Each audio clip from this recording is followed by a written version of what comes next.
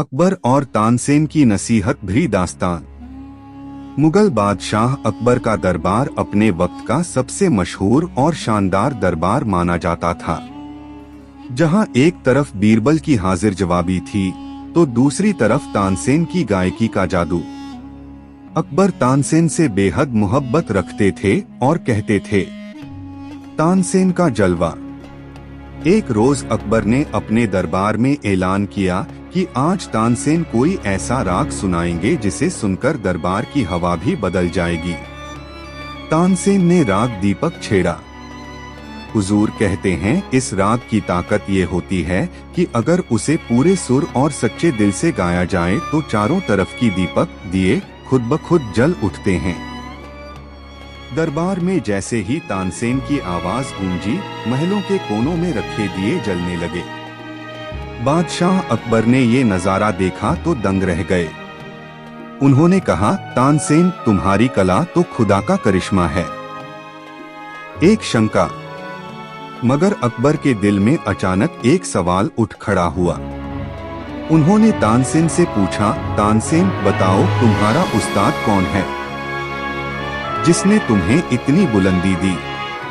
तानसेन ने सिर झुकाकर कहा, हुजूर, मेरे उस्ताद हैं स्वामी हरिदास, जो वृंदावन में रहते हैं। अकबर ने हैरत से कहा, तो अगर तुम इतने बड़े हो तो तुम्हारे उस्ताद कितने बड़े होंगे? तानसेन ने विनम्रता से कहा, जहां पनाह, मेरी आवाज में कमियां हैं। मेरा दिल दरबार की शोहरत से जुड़ा है, मगर मेरे उस्ताद, वो तो सिर्फ अपने रब को राजी करने के लिए गाते हैं। उनकी आवाज में कोई दिखावा नहीं, सिर्फ सच्चाई और भक्ति है। अकबर की जिद, अकबर की जिज्ञासा और बढ़ गई।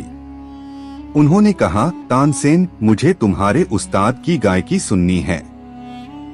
तानसेन थोड़ा हिचकिचाए और बोले, जहां पनाह, उस्ताद किसी की जिद पर गाना नहीं गाते। वो तभी गाते हैं जब उनका मन हो और वो अपने भगवान को याद कर रहे हों।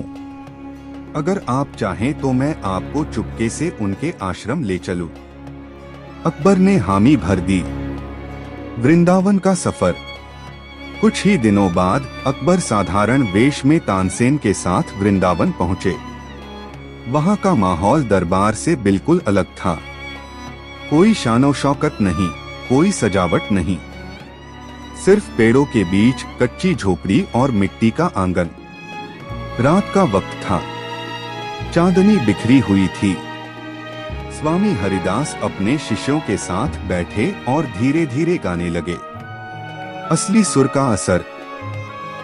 जैसे ही स्वामी हरिदास ने भक्ति गीत गाना शुरू किया, हवा बदल गई। पंछी चुप हो गए, पेड़ों की डालियां झूमने लगी और अकबर की आंखों से बेख्तियार आंसू बह निकले। अकबर ने महसूस किया कि ये आवाज सिर्फ कानों से नहीं बल्कि दिल और रूह से सुनी जा रही है। उन्होंने तानसेन से फुसफुसाकर कहा, तानसेन, तुम्हारी आवाज दिल को मोह लेती है, मगर तुम्हारे उस्ताद की आवाज रूह को झकझोर देती है। तानसेन मुस्कुरा दिए। अकबर का सवाल। गायकी खत्म होने के बाद अकबर ने तानसेन से कहा, मुझे समझाओ, ऐसा फर्क क्यों है तुम्हारी और तुम्हारे उस्ताद की आवाज में, जबकि तुम दुनिया के सबसे बड़े गायक हो? तानसेन ने झुककर जवाब दिया, जहां पनाह, फर्क सिर्फ इतना है कि मैं आपको और दरबार को खुश करने के लिए गाता हूँ, मगर मेरे उस्ताद सिर्फ अपने भगवान को खुश करने के लिए गाते हैं। मैं इज्जत और इनाम के लिए गाता हूँ, मगर वो सिर्फ भक्ति और सच्चाई के लिए। यही वजह है कि उनकी आवाज में वो ताकत है जो मेरी आवाज में नहीं। अकबर की नसीहत। अकबर उस रात बहुत देर तक खामोश रहे। वापसी के रास्ते में उन्होंने कहा, आज मैंने समझा कि शोहरत और इनाम इंसान को ऊंचा नहीं बनाते, बल्कि नीयत और सच्चाई इंसान की असली ताकत होती है। तानसेन, तुमने मुझे एक बड़ी नसीहत दी। कहानी का अंजाम। उस दिन के बाद अकबर ने ये ऐलान किया कि हमारी जिंदगी में जो भी काम हो वो दिखावे या इनाम के लिए नहीं होना चाहिए। अगर दिल से और सच्चाई से किया जाए तो उसमें खुदा की ताकत समा जाती है। तानसेन और भी इज्जत पाए, मगर अकबर ने कभी ये भूल न की कि तानसेन से भी बड़े उनके उस्ताद हैं।